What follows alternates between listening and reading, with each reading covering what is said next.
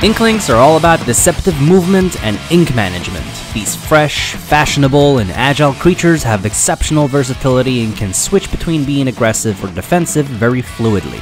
They have an amazing recovery, are really good at edge guarding and ledge trapping, but can struggle to kill, as well as they have weak out of shield options.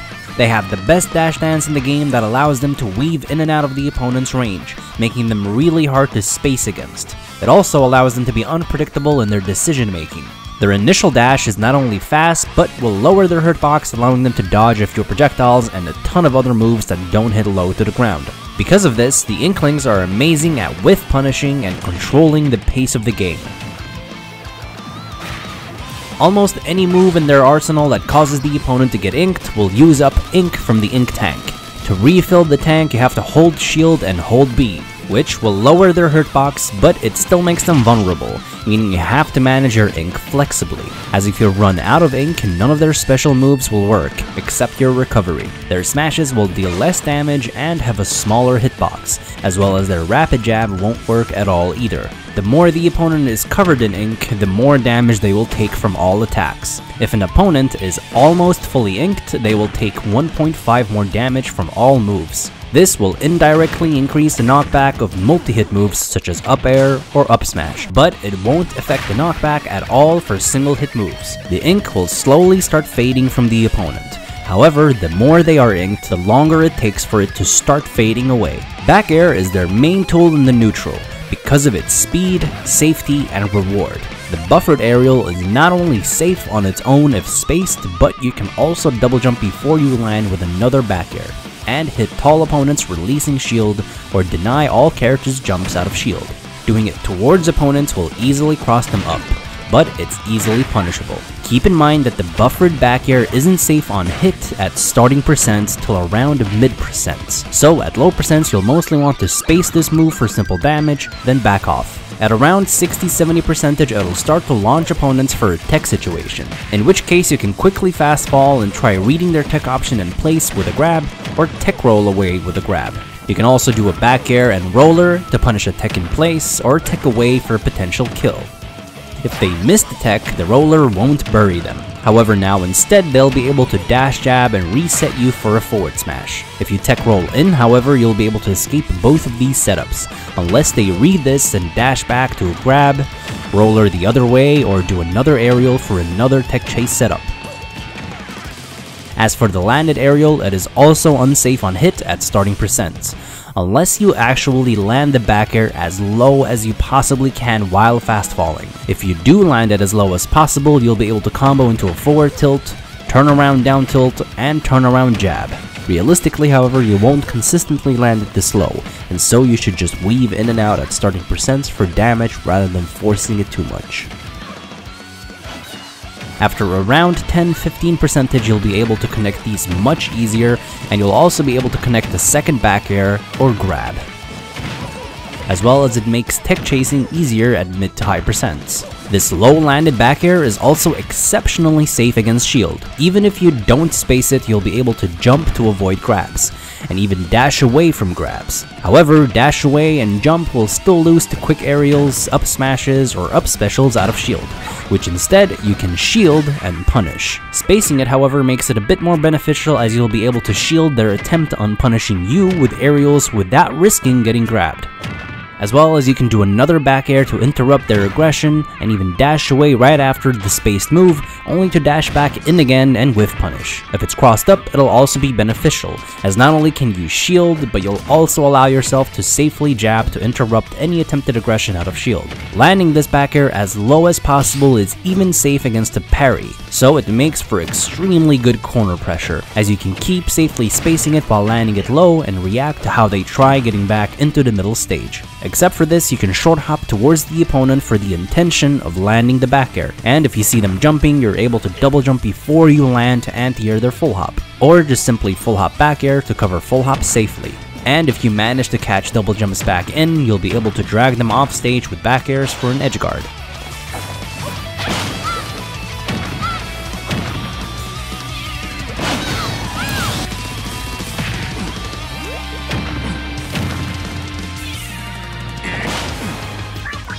Another sneaky use is to dash off stage with back air for a really quick stage spike attempt. As for using it out of shield, it's actually really good because of its speed and reach. Its biggest weakness is that it won't kill even at very high percents, mostly because of how much you'll stale it, as well as there's a sour spot on Inkling's arm. Mixing up both the buffered back air, landed back air, and any other move in their arsenal during dash dances is essential to their gameplay. Neutral air is a decent mix-up from time to time to cross up a shield, especially since you can do 2 of them in a short hop and either land in front or cross up, as well as you can neutral air to back air. This can still be punished with a quick option if reacted to really quickly, therefore it shouldn't be used too often. Landing with neutral air, however, is safe against shield and will always set up for a combo.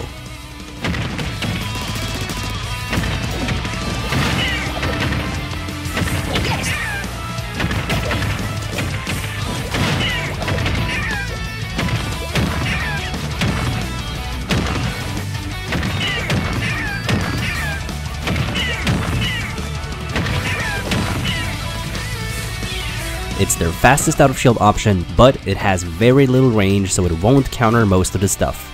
Its main use is basically for setting up a tech situation, and aerial combos to drag opponents off stage if they are DIing in towards you. If they DI out, none of these setups will work. However, you set yourself up for an edgeguard instead.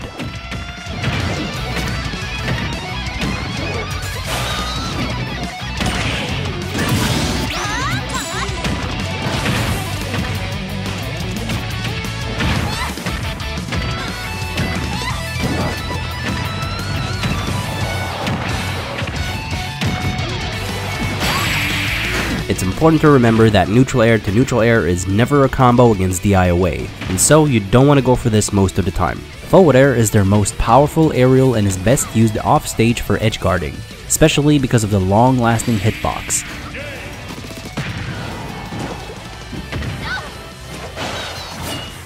Otherwise, it can also be used to anti-air jumps or pressure a shield if you space it and land it against a character that can't punish it.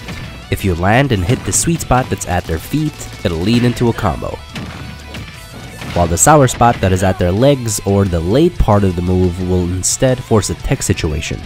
Up air is mainly used as a combo after up throw. Otherwise, you can also use a short hop buffered up air to anti-air full hops, or full hop up air to score a kill at high percents. You're also able to land it to cross up a shield, and if the first aerial hits, it'll connect into up tilt, neutral air,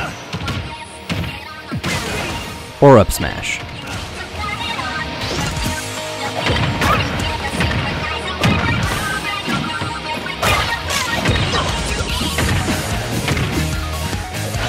Down air can be used as a spike off stage.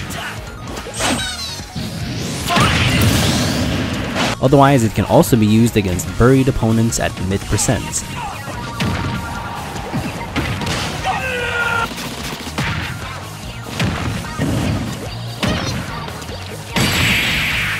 If you ever connect a jab, it's always more useful to rapid jab.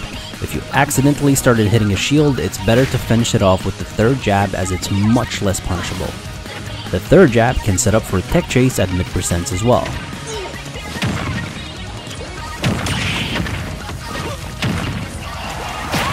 Dash attack is quick and mostly used as a whiff punish. It won't grant you any true combos, but it'll give you stage control and an opportunity to catch a landing. It won't cross up a shield from far away, but it will cross up if you dash attack super close to them. Forward tilt is mostly used to get an opponent off of you. It's not safe against shield, however. You could also use it as a mix-up at starting percents to set up for a tech chase that'll only start killing at very high percents. Down tilt can apply pretty safe shield pressure. It's not safe against long range out of shield options, however. Connecting it won't lead into anything guaranteed either. Instead, you'll have to make a read on what they'll do next. Otherwise, it's mainly for two-framing opponents trying to recover.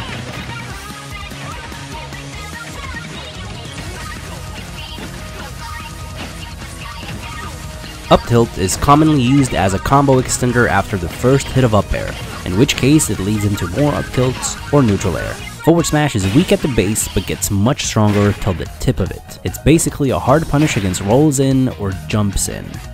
Down smash can be used as a mix-up during a tech chase, as the angle can potentially set up for an edge guard, and it'll also cover tech roll in. Up smash has a hitbox in front that pushes the opponent into the blast, making it a really good out of shield option, or a hard commitment against jumps. There is a sweet spot at the center of the blast, and is weaker on the outer edges of the blast. None of their smash attacks are safe against shield, however.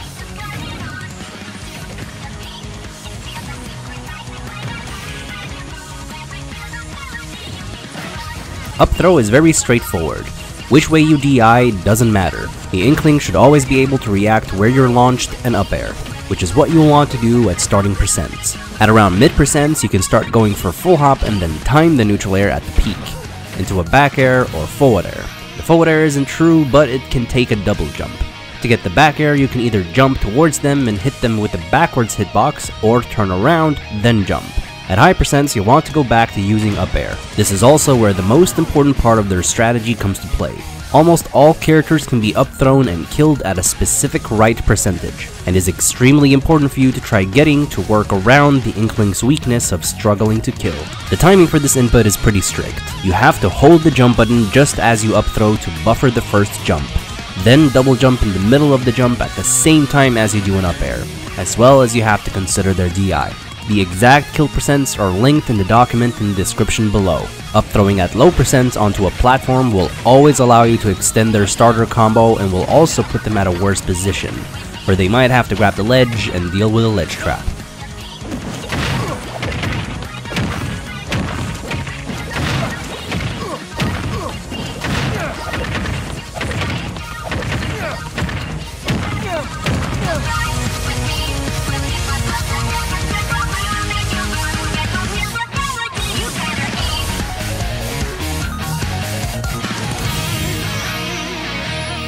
Down throw could be used as a rare mix-up into neutral air, if you notice or predict that the opponent will be DIing in towards you, as if they don't DI at all or DI away, you won't be getting any combos. It'll also start killing beyond 200%. Back throw could also start killing at extremely high percents if thrown from the edge.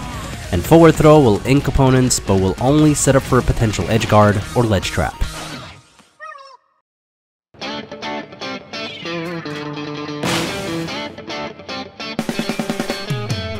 The roller is what complements the Inkling's pressure and risk-reward game. Whether you are looking to catch a landing, catch an air dodge, catch a tech, a ledge option, using it as a mix-up as you dash dance, or during back air pressure, it becomes up to you to find clever uses for it to close out stocks through finding habits. Once you press side B, the Inkling will automatically start rolling towards that direction.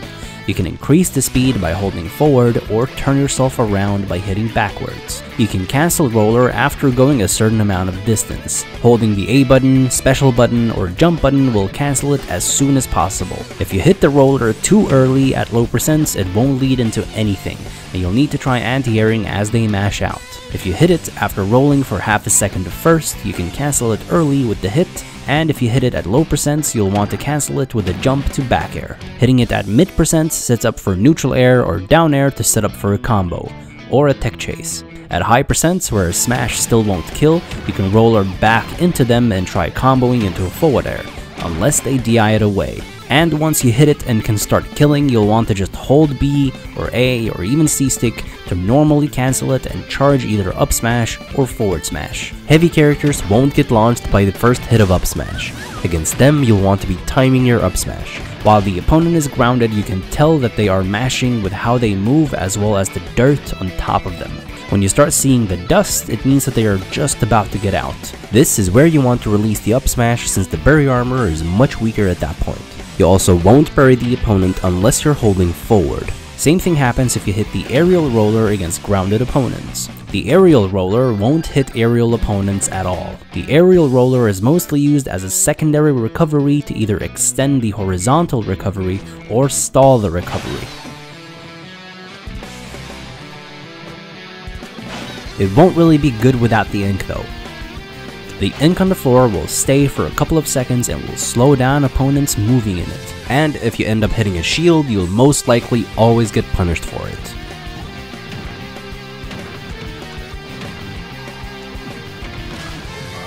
Super Jump has a hitbox at the start of the move and when it comes crashing down. It is vulnerable during the whole recovery, however. The initial hit is pretty good at edgeguarding, especially against disjointed recoveries.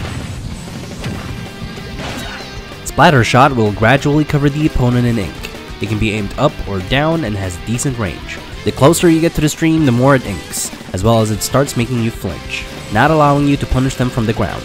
They can full hop over it, however, in which case you'll have to stop shooting immediately to put your shield up or to dash away. If you shoot a shield, they won't be able to release it. They can only roll after have taken 11 hits. If they roll in from too far away, they'll roll into the stream. But if you shoot a shield too up close, they can roll behind you and punish you, unless you stop shooting immediately. Its primary use is to apply a bit of ink on the opponent from a distance or while they're hanging at the ledge, to reset the timer for when the ink starts fading from them, as well as it can be aimed upwards to try punishing aerial approaches. It's also useful against throwable items like bombs, grenades, Pikmin, fruits, and even a counter against focus attack. It's also a decent mix-up from the ledge.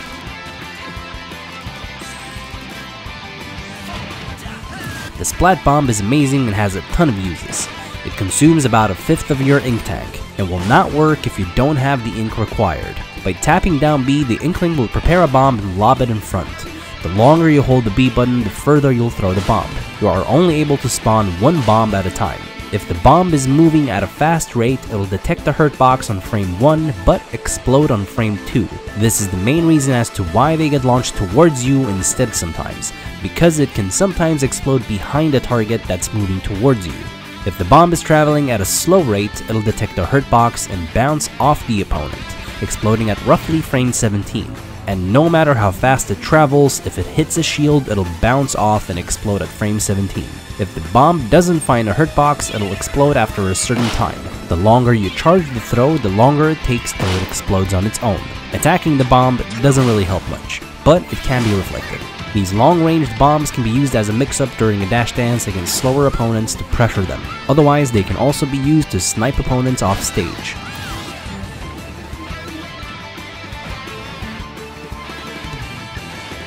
Or jump off stage while you lob one together with aerials to edgeguard.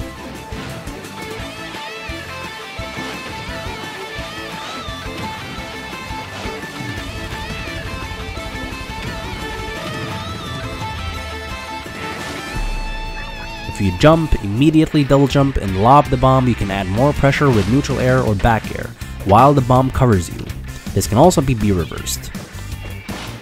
Their main use, however, is for ledge trapping. There are two ways you can set up the bomb for ledge trapping. The first one is that you simply stand here and lob it so it bounces. This allows you to pressure the ledge jump and double jump, but the explosion won't cover the ledge stall. So you'll have to down tilt or down smash to try punishing a ledge stall or a ledge roll. The counter to this is ledge attack. But if the Inkling stands further away to outspace the attack, you'll get punished, and lobbing it correctly from this position allows you to cover the ledge stall. This one specifically is a tricky one to get past. The best thing you can do here is to time your ledge jump perfectly, so you take advantage of the very small amount of ledge jump invincibility as it explodes. Or just gamble and go for a regular get up. Because the explosion can punish the ledge stall, you'll also be able to simply back air to wall them out and try punishing their options with any other commitment, such as rollers or smashes. Otherwise, you can also shield to punish regular get up and get up attacks with grab or ledge rolls with back air. Finally, combining a bomb with a ledge trump can also be extremely effective, as the only thing it wouldn't cover is ledge roll.